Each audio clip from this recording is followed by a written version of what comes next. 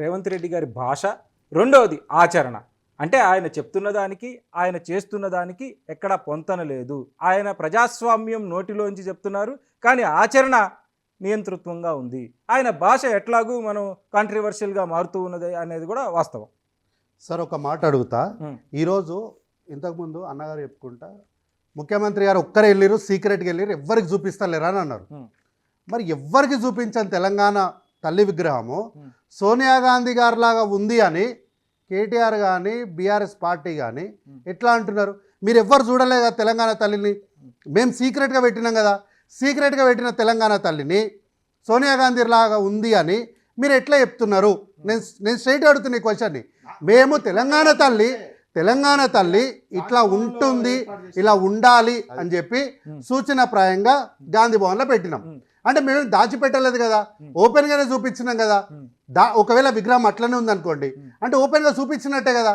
కాబట్టి ఇప్పుడు విగ్రహం అలా ఉంటే ఓపెన్ గా చూపించినట్టు మీరు అదే అంటున్నా సార్. ఇప్పుడు విగ్రహం అట్లానే ఉంటే ఉంటుంది అని ఇప్పుడు కాబట్టి ఇప్పుడు మీరు ఎవరు విగ్రహాన్ని చూడలేదు.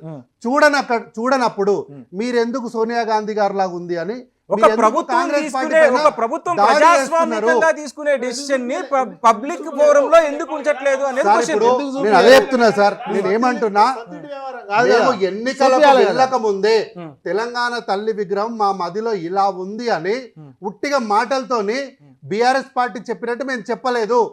నేరుగా తెలంగాణ తల్లి ఇలా ఉంటుందని ప్రతిష్ఠించి మరీ చూపించినాము.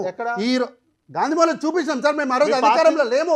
మేము ఆ రోజు అధికారంలో లేనప్పుడు అధికారంలోకి వచ్చిన రోజు మేము తెలంగాణ రాష్ట్రంలో తెలంగాణ తల్లిని ఈ విధంగా ఆవిష్కరించడానికి మా ప్రణాళిక ఉంది అని చెప్పి చెప్పడం సార్. నేరుగా చూపించినాం మేము దాన్ని.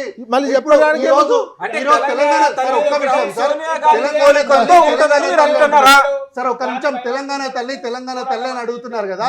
నేను ఒక మాట అడుగుతా. తెలుగు తల్లి అని చెప్పడానికి ఒక జీవో ఉంది. తెలంగాణ తల్లి ఇలా ఉంటుంది అన్నది ఒక జీవో ఉంది. తెలంగాణ తల్లి ఎలా ఉంటుందో ఒక జీవో చూపించండి మీరు. అందుకనే కదా వాళ్ళు అడుగుతుంది. లేదనే మీరు చేయనప్పుడు మీరు ఆడలేక మంగళారం అన్నట్టు మీరు చేయలేక ఈ రోజు చేసే వాళ్ళ మీద దాడెందుకు, ఈ రోజు చేసే వాళ్ళ మీద ఎందుకు కాళ్ళ కట్టెనట్టు ఎందుకు ఆపుతున్నారు? ఈ రోజు మీరు తెలంగాణ రాగము మీరు ఉద్యమం చేసినప్పుడు మీరు ప్రభుత్వంలో ఉన్నప్పుడే రాసిరు కదా. ఆ రోజు మీరు ఎందుకు అధికారికంగా దాన్ని తీసుకురాలేదు? ఆ రోజు ఎవరో ఎస్పీ బాలసుబ్రహ్మణ్యం గారు స్వర్గీయులు వాళ్ళు పాడనంత మాత్రాన మీరు ఇంకా తెలంగాణ రాష్ట్రంలో ఎవరు గాయకులు లేకుండేనా? ఈ రోజు గానం తీసుకొచ్చిన తర్వాత అయ్యో ఇది మేము చేయలేదు, ఈ క్రెడిట్ అంతా కాంగ్రెస్ పార్టీకి వెళ్ళిపోయింది అని చెప్పి ఈరోజు మీరు బాధపడి ఓకే మనకు గానం విషయంలో పోతే పోయింది, కనీసం విగ్రహం విషయంలోనైనా మనం రాజకీయం చేద్దామని చెప్పి ఈరోజు కుట్ర చేస్తున్నది బీఆర్ఎస్ పార్టీ వాళ్ళు చేసుకుంటా.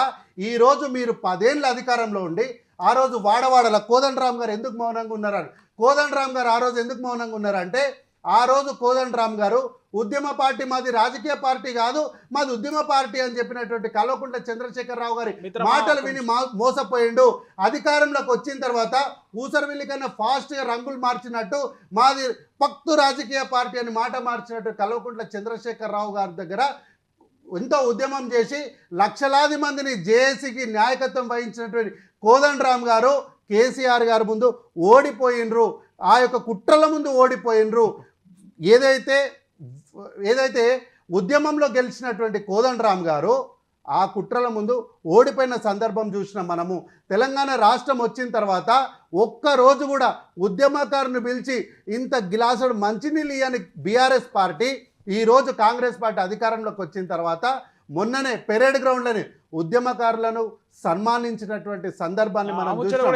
ఈ తెలంగాణ రాష్ట్రం ఆవిర్భవించడానికి కారణమైనటువంటి మలిదశ ఉద్యమానికి ఆయు పోసినటువంటి నిప్పురవై కాలిపోయినటువంటి శ్రీకాంతాచారి గారి తల్లిని అవమానించినటువంటి బీఆర్ఎస్ పార్టీ ఈరోజు ఉద్యమం గురించి ఉద్యమకారుల పైన ప్రేమ ఉంటుందని నేనైతే అనుకుంటలేను.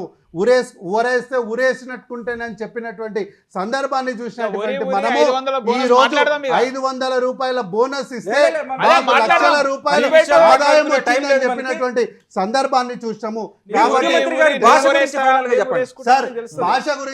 సార్ భాష గురించి అడిగినారు కాబట్టి తెలంగాణ రాష్ట్రంలో ముఖ్యమంత్రి గారు రేవంత్ రెడ్డి గారు నేను అనుభవమునైతా అది ప్రజాస్వామ్య దేశంలో పెద్ద బూతు మాట, ఆ మాటను అస్సలు మనం పలకడానికి ఉచ్చరించడానికి అర్హత లేదని అంటున్నారు.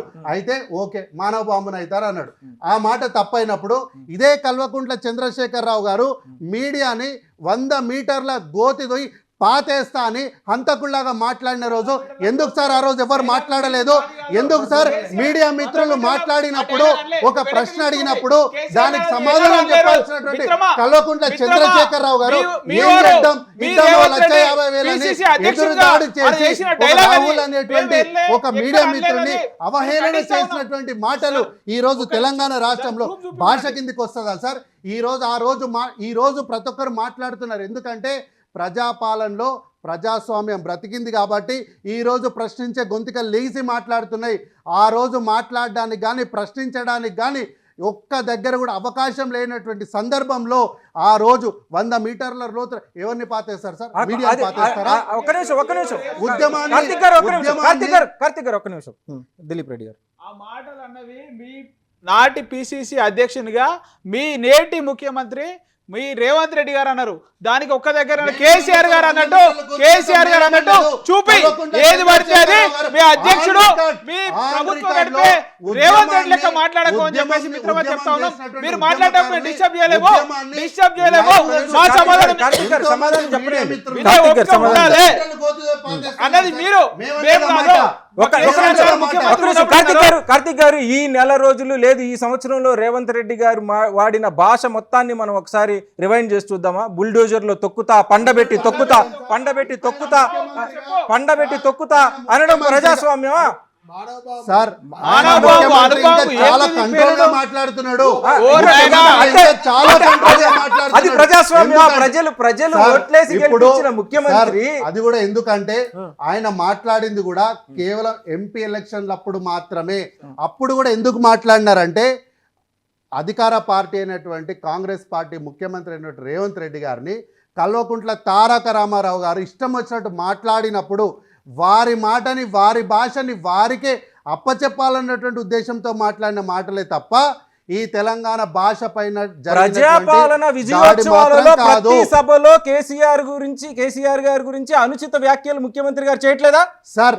ఇప్పుడు కేసీఆర్ గారిని ఎక్కడ కూడా రేవంత్ రెడ్డి గారు అనుచిత వ్యాఖ్యలు అంటే ఆయనను అసెంబ్లీకి శాసనసభకు రమ్మనే చెప్తున్నారు తప్ప కొంత ఘాటుగా చెప్పినాడేమో కానీ కల్వకుంట్ల చంద్రశేఖరరావు గారు అంటే ఆయన ఈ రాష్ట్రాన్ని పాలించినటువంటి మాజీ ముఖ్యమంత్రిగా కాంగ్రెస్ పార్టీకి కానీ మాకు కానీ ముఖ్యమంత్రి గారికి కానీ వ్యక్తిగా వారిపైన ఖచ్చితంగా గౌరవం ఉంటది. గౌరవం ఉండాలి కానీ మీరు భాష మీ బిల్డింగ్ కడతా నువ్వు అక్కడ ఫామ్ హౌస్ లో తాగిపోయి ఇవన్నీ మాట్లాడతారా సార్?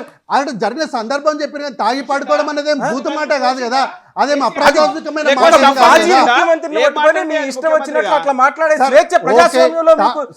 ఆయన శాసనసభకు రానప్పుడు మరి తాగి వండుకుంటాం అనకపోతే మరి ఇంకేమంటాం?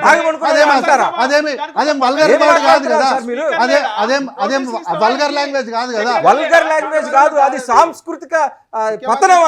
అది ఒక ముఖ్యమంత్రి స్థాయిలో తాగి పండుకున్న వాళ్ళ మాటలో ఇలా సంస్కృతం ఏముంది, ఇందులో భూత మాట ఏముంది సార్? మిమ్మల్ని పాతరేస్తాము సార్. అవును ఓకే, ఇది మాత్రం మంచి లాంగ్వేజ్. తాగి వండుకున్నావు అంటే మంచి లాంగ్వేజ్ కాదు కానీ పీతి మూతోడు రండా అని మాట్లాడిన మాటలు మాత్రం ఈ తెలంగాణ రాష్ట్రంలో కాబట్టి ఇప్పుడు అలాంటి అప్రజాస్వామిక విధానాల వల్లే బీఆర్ఎస్ ను ఓడగొట్టి మిమ్మల్ని తీసుకొచ్చారు అని అట్లాంటి భాష వాడతలేం సార్. మేము పీతమూతోడు ఎవడని మేము అట్లా వల్గర్ లాంగ్వేజ్ మేము మాట్లాడతలేము. నువ్వు శాసనసభకు రమ్మన్నప్పుడు శాసనసభకు రావాల్సినటువంటి హక్కు నీకున్నప్పుడు, ఆ బాధ్యత నీకున్నప్పుడు అది నువ్వు నిర్వర్తించినప్పుడు 1కి 10 సార్లు శాసనసభ సాక్షిగా కూడా ఈ రాష్ట్ర భవిష్యత్తు కోసము చర్చ చేయడానికి నీకున్నటువంటి అనుభవాన్ని నీకున్నటువంటి బాధ్యతల్ని నిర్వర్తించమని చెప్పి రమ్మని చెప్పినప్పుడు నువ్వు రానప్పుడు, పిలిచినప్పుడు రావాల్సిందిగా వారికి ఉన్నటువంటి బాధ్యతలు నిర్వర్తించినప్పుడు వారిని రమ్మని చెప్తే కూడా రానప్పుడు నువ్వు ఏం చేస్తున్నావు? ఫామ్ హౌస్లో తాగి వండుకుంటున్నావు అని అడిగినంత మాత్రం అది ప్రజాస్వామికం కాదు, అప్రజాస్వామికము. తెలంగాణ భాష పైన దాడి అంటే ఊర్లలో కొండి సార్ ఏం చేస్తున్నారా అంటే తాగి వండినవా అని అంటారు.